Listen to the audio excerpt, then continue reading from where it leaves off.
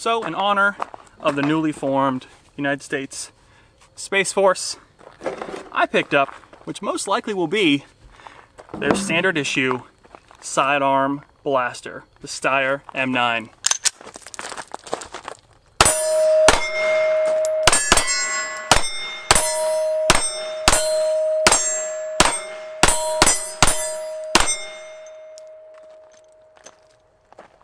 And she's a ton of fun. Hey guys, thanks for tuning in. So no, Space Force would probably not go with the Steyr M9 as their sidearm or their futuristic blaster or whatever they go with in the future, but it is a fascinating piece of history and they still make the M9 today. This one has some unique features to it and it does have a little bit of history behind it, so we'll talk about that in a little bit. I ended up finding this at a local gun shop just around me. It was in the used gun shop section, kind of just lying there. It just had come in the day before. I asked the guy, a little bit about it. I've seen these before, but never picked one up. I've heard there's a whole cult following behind it, kind of like a CZ in a way. And I just had to have it. It was like marked for like $359, I think, which is a phenomenal price, even in today's market with 2020 and everything. So I had to get it. I picked it up. It's in great shape. It doesn't look like it was even barely fired, maybe like a mag through it. The mags were in excellent shape, no scrapes or anything. The case was in great shape. I think it was an excellent find overall. So let's get to some more shooting and then let's take a close-up and take a look at some of these special features that I've noticed on here, and then also a little bit about the history, because I called up Steyr and learned a lot about the history of this pistol. So you do get two 15-round magazines with your Steyr M9, and that's still true today with the different kinds of Steyr M9s out there. But they also sell a +2 magazine with 17 rounds in it. Now I know for the fact the 15-rounders are made in Austria, and so is the M9, or at least mine was made in Austria and just imported in. But they also have a Steyr USA as well. And the other thing to know about this handgun is it has a very interesting grip as well as some very, very interesting sights. You can probably pick up right in there. They're trapezoidal sights, and we'll take a close-up here in a minute. But they also have a very interesting grip with kind of a unique angle to it. But when you compare it right next to a CZ, maybe a CZ P10C, like this one right here, you can kind of tell they are very similar in size. This is definitely, the Steyr M9 is definitely kind of a Glock 19 style of handgun. You have your standard serrations on the back of the slide, very easy to actuate, and then you have a kind of a slick front, no serrations up front, but you can still actuate from the front if you need to. Also, there is a slide lock on the left side, but not the right side, and it locks just fine. Release is just fine one-handed. Trigger is very, very nice.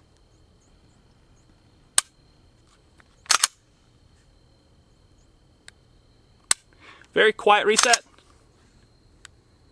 but very short. Probably not as nice as the CZ P10C, but this one was made like 15 years ago, so is what it is there. It also has a accessory rail on the front, very similar to the Glock. In fact, it's probably the exact same specs as the Glock, because only Glock inserts on weapon lights will fit, like this O-light here. So something to note there. The newer ones do have the full Picatinny rail. Again, slides really easy, nice low bore axis there. Hand gets real nice up there. Does have finger grooves on the grip there, and a back strap that kind of juts out up top here compared to normal back straps that kind of have a bump towards the bottom. So kind of a unique feel, but it definitely fits your hand like a glove. I would say maybe medium-sized hands. Of course, with anything with finger groove slots, it's really just, you have to try it out yourself, because otherwise you don't know if your hand's too big, too small. But for me, I think it feels really, really nice. So let's try the 17-round magazine out.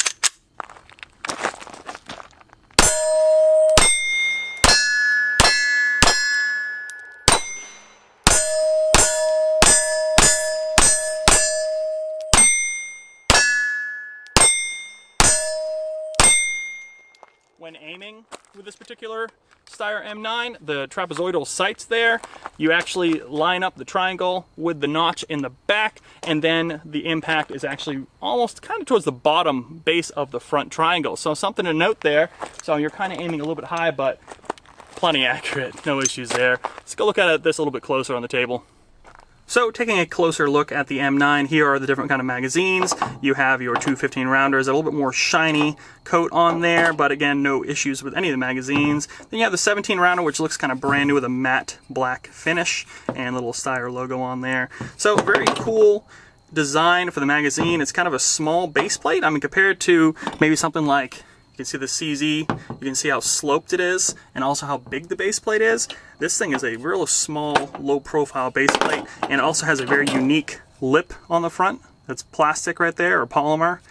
So I've never really seen that before in other magazines, but it's very interesting design. That's probably there to help make this nice and flat compared to your typical slant you see with some of these other magazines. Now the handgun itself, you know, no issues at all with putting a full mag in there. Loads in just fine. Does have a little bit of finger grooves right there to drop the mags. And that being said, mags drop free. No issues there. And the 17 rounder, same thing. So very nice magazine well there. And the magazine well itself isn't really beveled too much, but it still, you know, has a little bit going there for it. Not too bad. And the magazines have nice slant to them, typical mag design there, so you pretty easy to reload. Also on the bottom, very unique feature, and I asked Steyr about this. I thought there might be an insert in here because it looks like there should be an insert, but this particular handgun was made in May of 2004, and they did not come with any kind of plugs or inserts at that time, where you could buy aftermarket now if you'd like. A few different companies make those. Non-removable back strap right here. We already talked about the trigger, the slide, the sights. You can see how that triangle lines right up in that hole there. And again, it's almost like towards the base of the triangle is where you're actually going to hit. At least for my eyes. Left and right is fine, but as long as you line it up, it's good. They also sell other kinds of sights. I think they sell night sights, things like that, because front sight is removable and so is the rear sight. When you have the hammer back here, or the striker back, it looks like there might be a hole there to kind of let you know, indicator, but it does absolutely nothing. So kind of unique there. Takedown lever is over here. Takedown is kind of unique as well. Is a lever that goes down like this, pull the trigger, and it slides right off, and then you're kind of looking at what you normally see in a striker fired handgun. And to put back on, go ahead, put the lever down, rack the slide, you're back in business. Trigger again.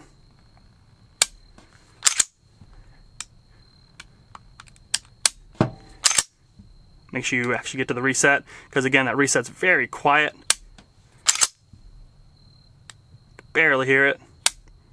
But still a really nice trigger. And also this hinged safety that's typical with Glocks and other handguns does not pivot. It actually goes straight back. So it has a very interesting design. It's going straight back into the trigger, which might help with your trigger pull. And this is not as bowed as a lot of other triggers on the market. Now, some history behind this handgun itself. Again, May 2004. Found that out by looking up the serial number right here, as well as some of the coding on the side here. So very interesting. Stamps, Austria.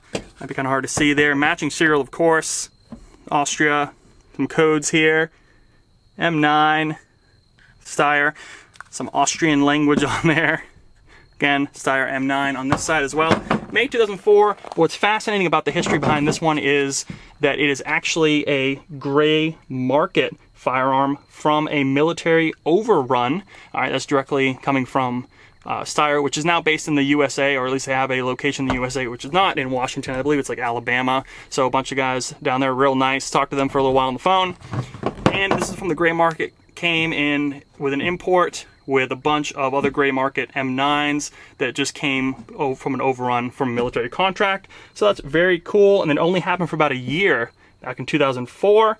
And then it also has, you can tell by the M9 slide, with an A1 frame, which is kind of interesting. So kind of a fascinating piece of history here, right from Austria. And again, there's that no plug in there too. So kind of different to see, and you don't really see a lot of these Steyrs in the US or at your local gun shops, but they are there. You can still order them, although nowadays they are hard to find. And Steyr actually just told me that they are pumping out as many firearms as they can at this time, so they're definitely still selling, still getting on the shelves, so just keep your eyes peeled you'll find one. So let's get back to shooting.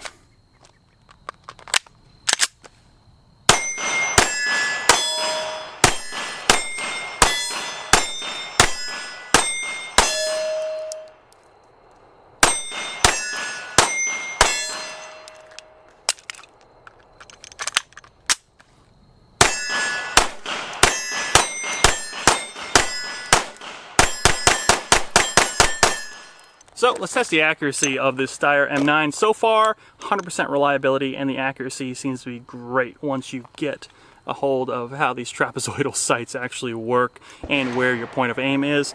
But what's nice is these magazines have literally 1 through 15 on them, so no gaps, no evens or odd numbers on there. So you can definitely see through the windows. You have 5 rounds. So let's do 5 rounds. Center on that target right there at 7 yards. See how she does.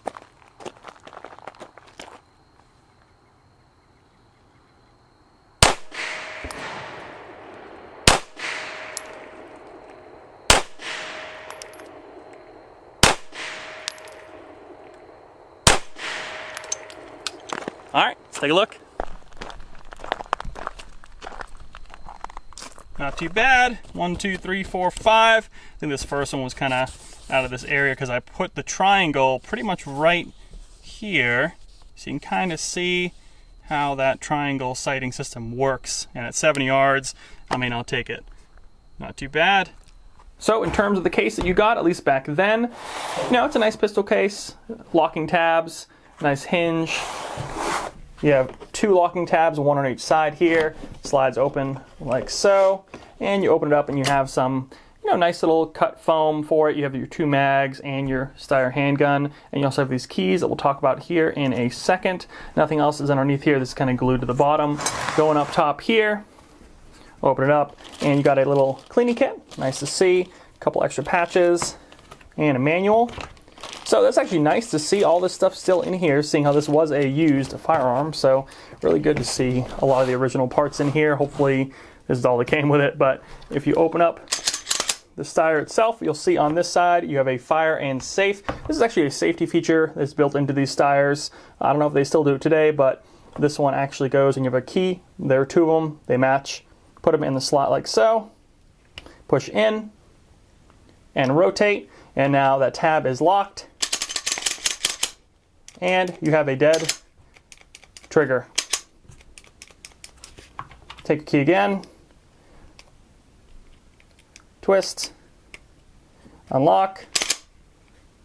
Back in business. I don't really know if I recommend ever using these keys, honestly. I don't want to run into a circumstance where you needed this firearm and you had a locked with a key firearm going. So maybe not even touch those, but it is a safety feature that Steyr incorporated in these early Steyr M9s. Very neat pistol, and as you can see, nice case, lots of things to it, so that's good to see. So let's practice some reload drills with the Steyr M9. Loaded 3 mags, 5 rounds each, and let's just see how she does.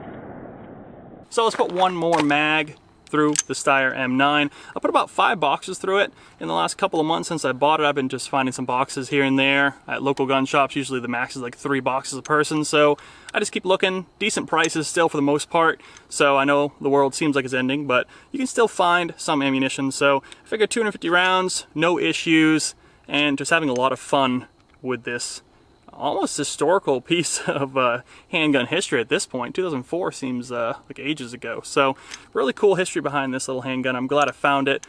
Nice little thing to come up on at the local gun shop that day. So let's put another mag through it. But if you guys have any questions at all about anything you've seen in the video, hit them down below in the comments section. I'll be happy to answer them. As always, subscribe to the channel, like this video, hit that thumbs up. It really helps me out. Head on over to Instagram, follow us there. Like us on Facebook for all the latest and greatest deals on the internet. And I'll see you in the next review.